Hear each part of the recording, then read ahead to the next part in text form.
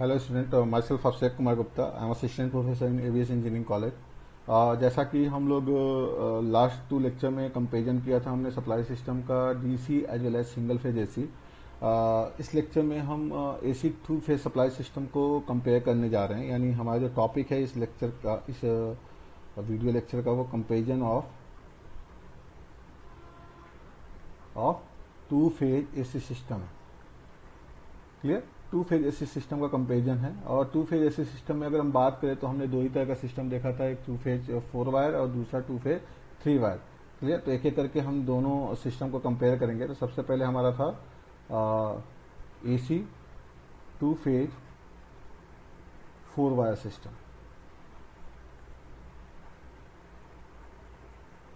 Clear? तो अगर हम एसी 2 फेज 4 वायर सिस्टम का डायग्राम बनाए यहाँ पे, ये हम एक 3D व्यू डायग्राम रिप्रेजेंट करेंगे यहाँ पे।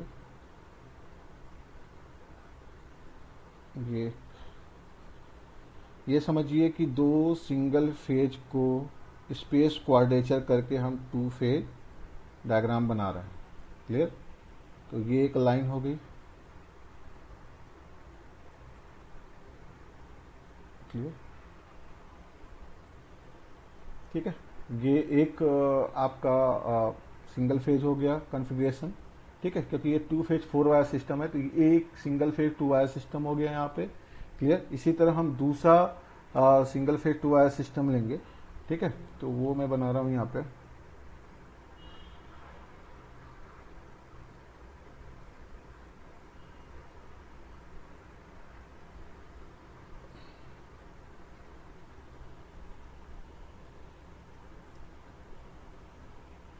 ये आपका ट्रांसमिशन, ये आपका लाइन है। ठीक है, और ये जो दोनों फेज है एक दूसरे से स्पेस क्वाड्रेचर पे होते हैं। इस पॉइंट को, इस मिड पॉइंट को हमने अर्थ मान लिया। क्लियर? तो ऑब्वियस सी बात है, ये हमारा अर्थ पॉइंट है। ये हमारे 4 वायर हैं, एक वायर ये, एक वायर ये, 2 वायर, और ये 2 वायर तो हैं ही हमारे पास। क्लियर? ठीक है, तो यहाँ पे कभी भी अगर 2 फेज या 3 फेज की बात आती है तो हम हमेशा पर फेज एनालिसिस की तरफ फोकस करते हैं और पर फेज एनालिसिस करके हम ओवरऑल कंक्लूजन निकाल लेते हैं। तो यहाँ भी हम यही करेंगे। ठीक है, तो सबसे पहले यहाँ पे हम देखें तो जैसा मैंने बताया था कि हमें क्या करना होता है, line to neutral maximum stress लेना होता है। और वो वैल्यू क्या होगी यहाँ पे, चूंकि एसी है तो Vm/√2 के बराबर। ये लाइन टू न्यूट्रल हो गया। Clear? Similarly line to neutral क्या हो जाएगा, ये Vm/√2 के बराबर, ये जो वोल्टेज है। क्लियर? सिमिलरली ये वोल्टेज क्या होगा, Vm/√2 के बराबर। क्लियर? और सिमिलरली ये वोल्टेज भी क्या होगा आपका, Vm/√2 के बराबर। ठीक है, यानी ये जो आपका न्यूट्रल पॉइंट है इसको मैं n से रिप्रेजेंट कर दे रहा हूं। इस n और मेन लाइन के बीच का जो वोल्टेज है वो चारों के लिए आपका Vm/√2 के बराबर होगा। मैंने पहले ही बोला था कि इसको हम पर फेज एनालिसिस के टर्म में लेके चलेंगे। ये करंट हमने I6 लिया, यहाँ भी करंट I6 फ्लो होगा रिटर्न। क्लियर? और ये करंट भी हमने I6 लिया और यहाँ भी करंट आपका रिटर्न फ्लो होगा I6। और ये स्पेस क्वाड्रेचर में होते हैं। बस यही एक बेसिक डिफरेंस है कि दोनों फेज बैलेंस कंडीशन में एक दूसरे से स्पेस क्वाड्रेचर में होते हैं। क्लियर? तो ठीक है, यहाँ भी हम मैथमेटिकल एनालिसिस करना शुरू करेंगे, लेकिन हम कोशिश करेंगे कि पर फेज एनालिसिस के ही थ्रू हम जाएं। हमें पता है कि टोटल ट्रांसमिटेड पावर क्या होता है, टोटल ट्रांसमिटेड पावर हमारा क्या है, P है। क्लियर? तो पावर ट्रांसमिटेड पर फेज कितना हो जाएगा, ऑब्वियस सी बात है, बैलेंस कंडीशन है तो दोनों फेज में इक्वली पावर ट्रांसमिट होगा। इक्वली पावर ट्रांसमिट होने का मतलब क्या हो गया, दोनों में हाफ ऑफ पावर ट्रांसमिट हो जाएगा। यानी पावर ट्रांसमिटेड पर फेज की जो वैल्यू आएगी वो क्या हो जाएगी, P/2 के बराबर हो गया। दोनों फेजों में इक्वली पावर ट्रांसमिट होगा। क्लियर है ये चीज मेरे ख्याल से आपको क्लियर हुआ होगा। तो ऑब्वियस सी बात है कि P/2 की वैल्यू अगर हम मैथमेटिकली कैलकुलेट करें तो ये क्या होगा, V into I6 cos phi के बराबर। और V की वैल्यू अगर हम निकालें तो V की वैल्यू ध्यान से देखना है यहाँ पे, अगर हम बात करें यहाँ पे V की वैल्यू की तो ये V की वैल्यू है total line to line voltage. यानी यहां से लेके इस वोल्टेज से लेके इस पॉइंट तक, यानी अगर इसको हम एक नोड मान रहे हैं तो इस नोड से लेके इस नोड के बीच का जो वोल्टेज है वो आपका V है, यानी ये वैल्यू कितनी हो जाएगी लाइन टू लाइन वोल्टेज की, Vm/√2 प्लस Vm/√2 कितना हो जाएगा, 2Vm/√2 के बराबर हो जाएगा। ये भी आपका Vm/√2 है, ये line voltage line to neutral voltage ये भी आपका Vm/√2 है, तो टोटल वोल्टेज दोनों का सम हो जाएगा। क्लियर है चीज? तो यहां भी वही चीजें हैं। तो ये वैल्यू क्या आ जाएगी आपकी, ये हो जाएगी आपकी 2Vm/√2 I6 cos 5। क्लियर? बस यहां पे क्या चेंज हुआ, पावर ट्रांसमिटेड पर फेज हम यहां पे एनालाइज कर रहे हैं, तो इजीली हम कैलकुलेट कर पाएंगे। ठीक है, यहां से हमें क्या निकालना होता है, I6 की वैल्यू। I6 की वैल्यू हम कैलकुलेट करेंगे तो हमें ये मिल जाएगा आपका, अगर इसको हम कैंसिल आउट कर दें तो ये √2 हो गया। तो I6 की वैल्यू आपकी आ जाएगी P/2√2 Vm cos 5। यहां से हमें I6 मिल गया, इसको हमने मान लिया इक्वेशन नंबर 1। अब हम पावर लॉस की बात करें, टोटल पावर लॉस की बात करें, अगर टोटल पावर लॉस की बात करोगे PL तो ऑब्वियस सी बात है, 4 वायर हैं तो चारों वायर में सेम पावर लॉस होगा, I6² R6 plus I6² R6 plus I6² R6 plus I6² R6, चारों वायर में सेम लॉसेस होंगे, यानी क्या हो जाएगा 4 इंटू I6² R6 के बराबर हो जाएगा। I6 की वैल्यू कितनी है, P/2√2 Vm cos 5 इसका स्क्वायर इंटू R6। कैलकुलेट करें, देखें वैल्यू कितनी आ रही है हमारी,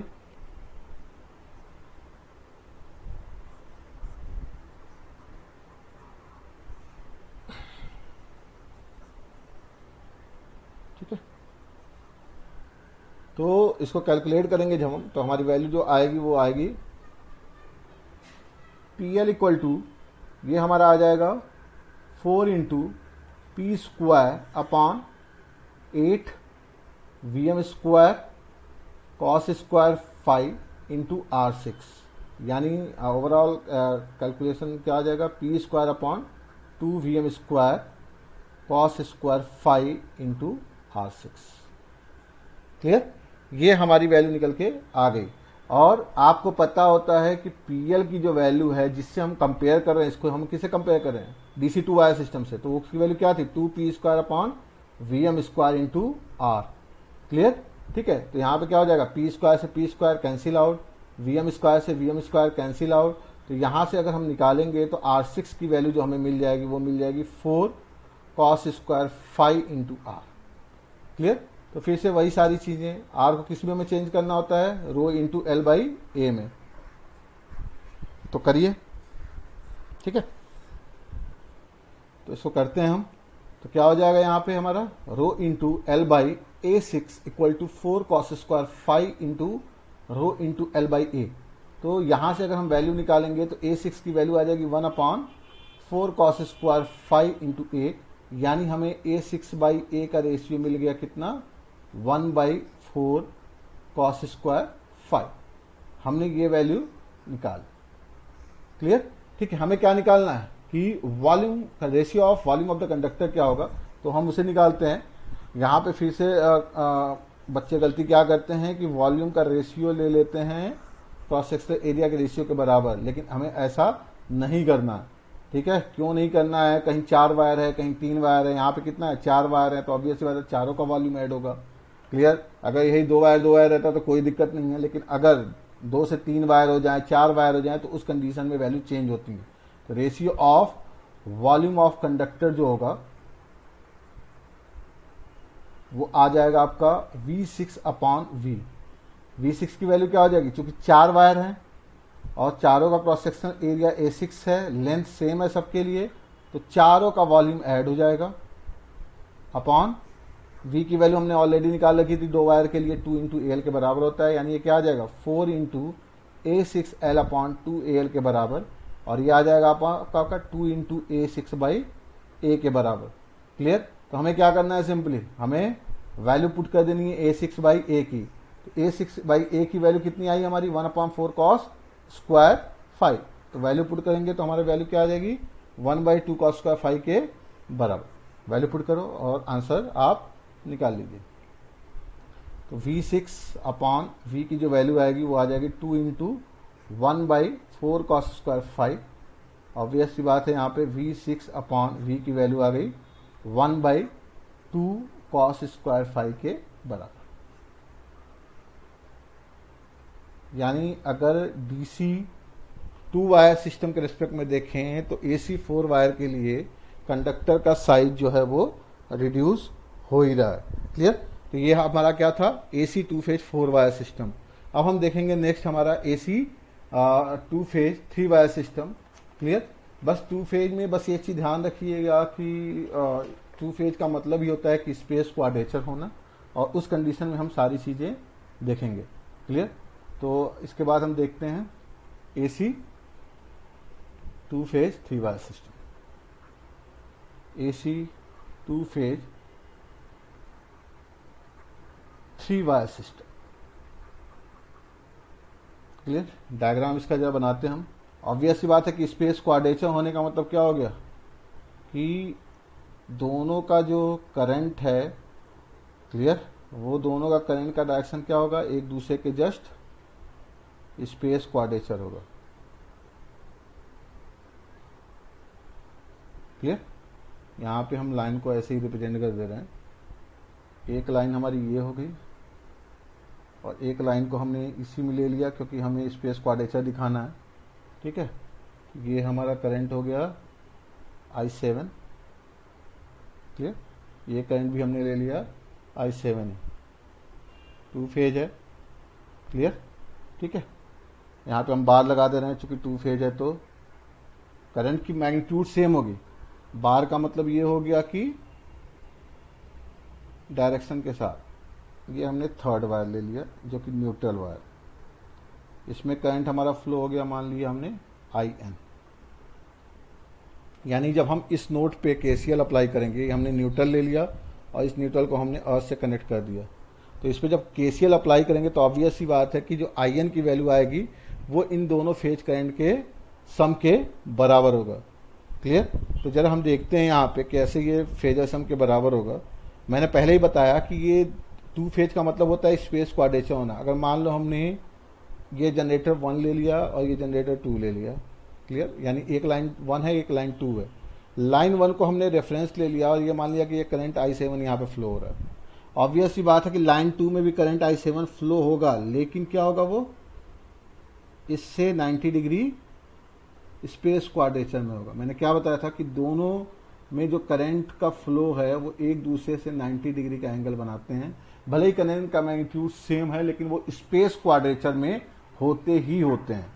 क्लियर? स्पेस क्वाड्रेचर होने का मतलब क्या हो गया, अगर हम यहाँ पे KCL अप्लाई करते हैं तो IN की जो वैल्यू आएगी वो आ जाएगी I7 1 प्लस I7 2 के बराबर। यानी ये 1 जो हमने यूज किया हुआ है वो जनरेटर 1 के लिए जो ट्रांसमिशन लाइन है और ये जनरेटर 2 के लिए जो ट्रांसमिशन लाइन है वो करंट, इन दोनों करंट के सम के बराबर। हालांकि दोनों का मैग्नीट्यूड सेम है, I7 के बराबर है, इन दोनों के फेजर सम के बराबर होगा। कई लोग क्या करते हैं कि इसको 2I7 KCL लगाते हैं तो हमें क्या दिख रहा है कि I7 प्लस I7 यानी 2I7 के बराबर हो जाएगा, लेकिन ऐसा कतई नहीं है। यहाँ पे क्या हो जाएगा, न्यूट्रल करंट की वैल्यू इन दोनों के फेजर सम के बराबर होगी। और फेजर सम का मतलब क्या होता है, वेक्टर सम। यानी वेक्टर सम का मतलब हमें क्या करना पड़ेगा, पैरेललोग्राम थ्योरम से हमें इन दोनों का रिजल्टेंट निकालना पड़ेगा और ये जो करंट आएगी वो आपकी IN होगी। अगर आप इसका मैग्नीट्यूड निकालने बैठेंगे तो IN का जो मैग्नीट्यूड आएगा, मॉड ऑफ IN जो आएगा वो आ जाएगा under root I7 square plus I7 square, यानी ये क्या आ जाएगा, ये I7 रूट 2 के बराबर। यानी आप यहाँ पे क्या देख रहे हैं कि जो IN की वैल्यू आ रही है मैग्नीट्यूड के टर्म में वो I7 रूट 2 के बराबर आ रही है मैग्नीट्यूड के टर्म में। ये चीज ध्यान रखिएगा आप लोग। तो कई बच्चे क्या करते हैं, गड़बड़ी कर देते हैं, यहाँ पे KCL लगा देते हैं। KCL लगाने का मतलब हो गया कि I7 प्लस I7 यानी 2I7 के बराबर, जो कि बिल्कुल गलत है। हमें ध्यान रखना है कि स्पेस क्वाड्रेचर में होना चाहिए। स्पेस क्वाड्रेचर होने का मतलब हमें फेजर सम लेना है। जनरेटर 1 के लिए, जनरेटर 2 के लिए, दोनों के लिए फेजर सम लेने का मतलब क्या हो गया, जब स्पेस क्वाड्रेचर यानी परपेंडिकुलर है, परपेंडिकुलर होने का मतलब क्या होगा, हाइपोटेनस का स्क्वायर क्या हो जाएगा, बेस का स्क्वायर प्लस परपेंडिकुलर स्क्वायर। तो यहां से हम वैल्यू निकाल सकते हैं। क्लियर? ठीक है? तो IN की वैल्यू क्या आ गई, यहां से I7 रूट 2 के बराबर आ गई। क्लियर? ठीक है? तो यही ध्यान देने वाली बात है कि इसकी जो वैल्यू है वो I7 रूट 2 के बराबर है। क्लियर? तो आप लोग ये चीज जरूर ध्यान दीजिएगा। तो यहाँ पे हमने क्या देखा कि जो पावर जो 3 वायर सिस्टम है, 3 वायर सिस्टम ऐसा नहीं है कि न्यूट्रल वायर रिटर्न कंडक्टर है तो उसमें कोई करंट फ्लो नहीं करेगा, क्योंकि 2 फेज बैलेंस सिस्टम है। जब हम केसीएल अप्लाई करेंगे यहाँ पे तो रिटर्न कंडक्टर में जो है वो न्यूट्रल करंट आएगा और वो न्यूट्रल करंट I7√2 के बराबर होगा। क्लियर? ये कैसे हो रहा है ये चीज मैंने क्लियर कर दिया, क्योंकि ये जो दोनों फेज हैं, both phase apart from each other by 90 degree, यानी स्पेस क्वाड्रेचर का मतलब ये होता है 90 डिग्री फेज अपार्ट होना। क्लियर? और इस वजह से इन न्यूट्रल कंडक्टर या थर्ड वायर, आपका जो थर्ड वायर है न्यूट्रल कंडक्टर जिसको आप बोल रहे हैं, clear, third wire has current IN equal to, अभी मैंने कैलकुलेट करके दिखाया वो कितना आया था, IN की वैल्यू कितनी आई थी, I7√2 के बराबर आता है। क्लियर? तो ये चीज ध्यान रखिएगा आप लोग, ठीक है। और हाँ, अभी अब आगे देखेंगे कि साइज क्या लेनी है हमें। अगर मान लो हमने यहाँ पे cross sectional area, outer conductor के लिए जो क्रॉस सेक्शनल एरिया है, आउटर कंडक्टर के लिए क्रॉस सेक्शनल एरिया हमने क्या लिया हुआ है, A7। क्लियर? तो जो आपका न्यूट्रल कंडक्टर है उसके लिए क्रॉस सेक्शनल एरिया क्या होगा, ऐसा नहीं है कि उसका भी एरिया आपका, क्रॉस सेक्शन एरिया की बात कर रहे हैं हम, cross section area, clear, of outer conductor, cross section area of neutral conductor, इसकी वैल्यू क्या आएगी, ये भी सोचने वाली बात है। ठीक है, मैंने ऑलरेडी जब आपको चॉइस ऑफ ट्रांसमिशन वोल्टेज पढ़ाया था तो वहां पे हमने काफी चीजें डिस्कस की थी। क्लियर? कि हमारा जो करंट डेंसिटी है मस्ट बी कांस्टेंट होना चाहिए, कांस्टेंट करंट डेंसिटी की हम बात करते हैं। क्लियर? अगर हमें दो सिस्टम को कंपेयर करना है, क्लियर, तो करंट डेंसिटी क्या होनी चाहिए, कांस्टेंट। कांस्टेंट होने का मतलब J equal to I by A की वैल्यू क्या होगी, कांस्टेंट होगी। तो हमने वहां पे देखा था कि I इज directly proportional to cross sectional area था। क्लियर? ये चीज हमने देखी थी वहां पे। तो I अगर क्रॉस सेक्शनल एरिया के प्रोपोर्शनल है, ठीक है, और हमें पता है कि जो A7 है, क्लियर, वो उसके कंपेरेबल में करंट कितना है, I7 है, यही देखा ना हमने। यानी अगर आउटर कंडक्टर में करंट I7 है तो उसका जो क्रॉस सेक्शन एरिया हमने A7 लिया हुआ है, जबकि न्यूट्रल कंडक्टर में करंट कितना आ जा रहा है, न्यूट्रल करंट के बराबर, यानी I7√2 के बराबर। तो ऑब्वियस सी बात है कि लीनियर प्रोपोर्शनलिटी है तो एरिया भी क्या हो जाएगा, A7√2 हो जाएगा। तो ये चीज ध्यान रखिएगा, यानी न्यूट्रल कंडक्टर का जो एरिया आएगा वो क्या हो जाएगा, A7 टाइम्स ऑफ √2 हो जाना। ये चीज बिल्कुल ध्यान रखिएगा आप लोग। ठीक है, तो न्यूट्रल कंडक्टर का जो एरिया है, चूंकि वो करंट के डायरेक्टली प्रोपोर्शनल होता है कांस्टेंट करंट डेंसिटी की वजह से, तो अगर आउटर कंडक्टर में करंट I7 है तो एरिया हमने A7 लिया हुआ है, तो न्यूट्रल कंडक्टर में करंट कितना हो रहा है, I7√2 है, तो एरिया A7√2 ही होना है। तो ये चीज ध्यान में रखते हुए हमें मैथमेटिकल एनालिसिस करनी है। क्लियर? तो हम आगे बढ़ते हैं मैथमेटिकल एनालिसिस की तरफ। क्लियर?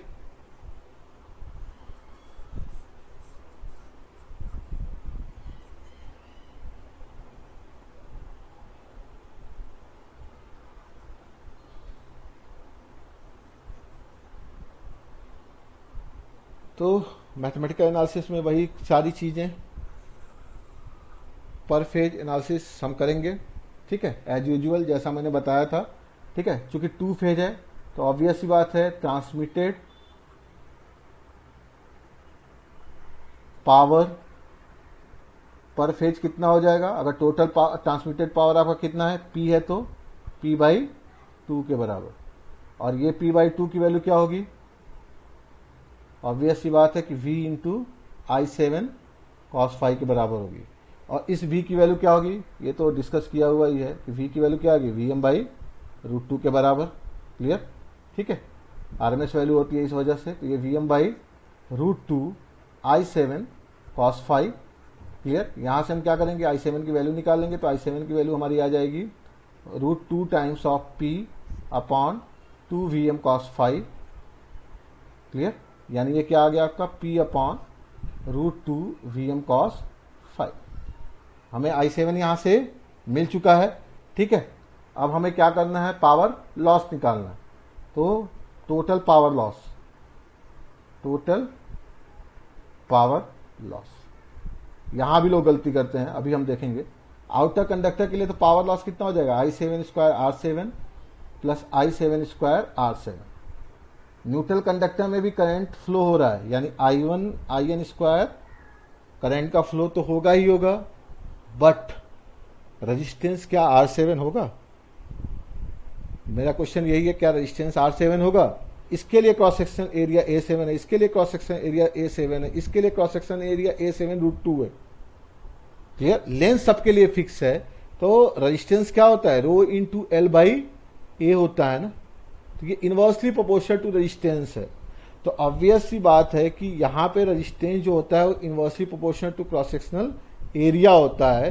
तो R7 is inversely proportional to 1/A7 है।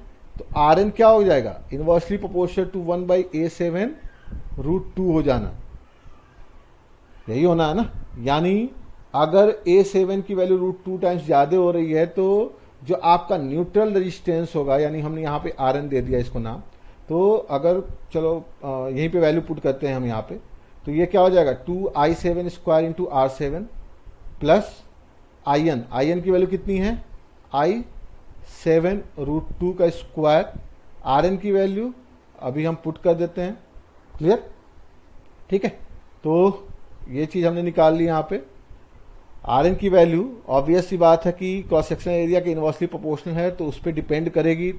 इसीलिए मैंने बताया कि A7√2 और R7 के बीच में क्या रिलेशन आ जाएगा, इस पर डिपेंड करता है। तो ये चीज ध्यान रखने वाली बात होगी, ठीक है। आगे देखते हैं क्या होता है हमारा।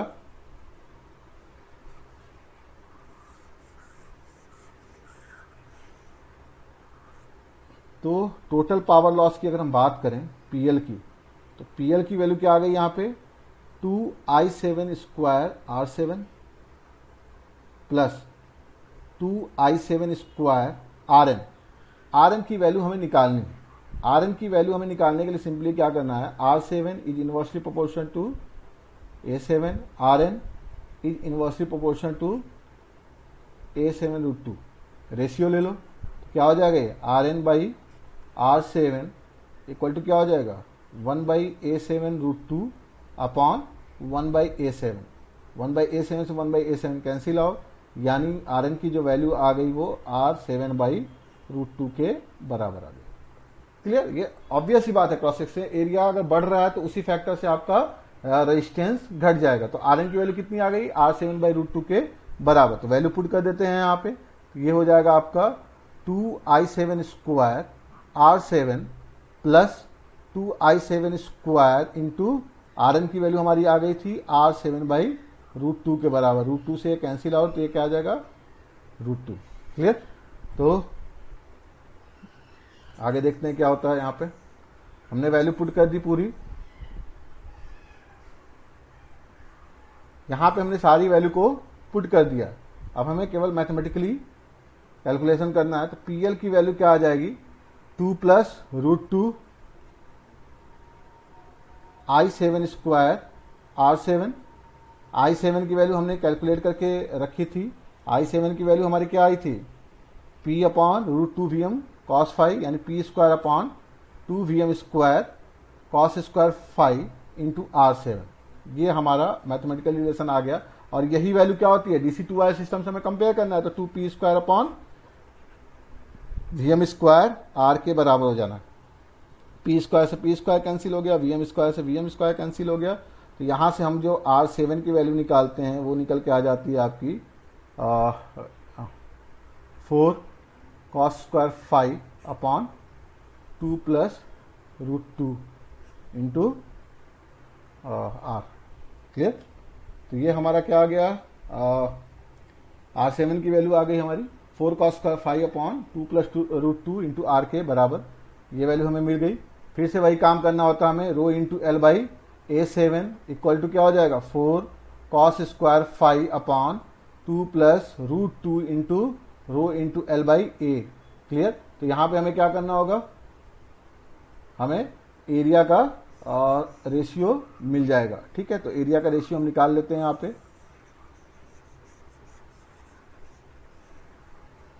क्लियर? तो A7 बाई ए की जो वैल्यू आ जाएगी वो क्या आ जाएगी हमारी 2 plus √2 upon 4 cos square 5 clear के बराबर। हमें A7 बाई ए की वैल्यू मिल गई जो कि 2 प्लस √2 अपॉन 4 कॉस स्क्वायर 5 के बराबर हो गया। अब हमें क्या निकालना है? Ratio of conductor size, ratio of conductor volume, यानी वॉल्यूम ऑफ कंडक्टर। तो रेशियो के लिए हम क्या करते हैं? V7 बाई V निकालते हैं। V7 आउटर कंडक्टर के लिए तो क्या हो जाएगा? A7 into L plus A7 into L, दो हमारे आउटर कंडक्टर है और एक हमारा न्यूट्रल कंडक्टर है। तो न्यूट्रल कंडक्टर के लिए क्रॉस सेक्शन एरिया कितना था? A7 इंटू √2 के बराबर इंटू एल अपॉन 2AL के बराबर। क्लियर? ठीक है, अब सारी वैल्यू हमें बस पुट करके आंसर निकाल लेना है और ये हमारा कंपेरिजन खत्म हो जाएगा। तो V7 बाई V की वैल्यू हमारी आ जाएगी 2 plus √2 into A7L upon 2 into AL। Clear? L से एल कैंसिल आउट, तो ये वैल्यू आ जाएगी 2 plus √2 upon 2। A7 by A की वैल्यू कितनी है? 2 plus √2 upon 4 cos square 5। Clear?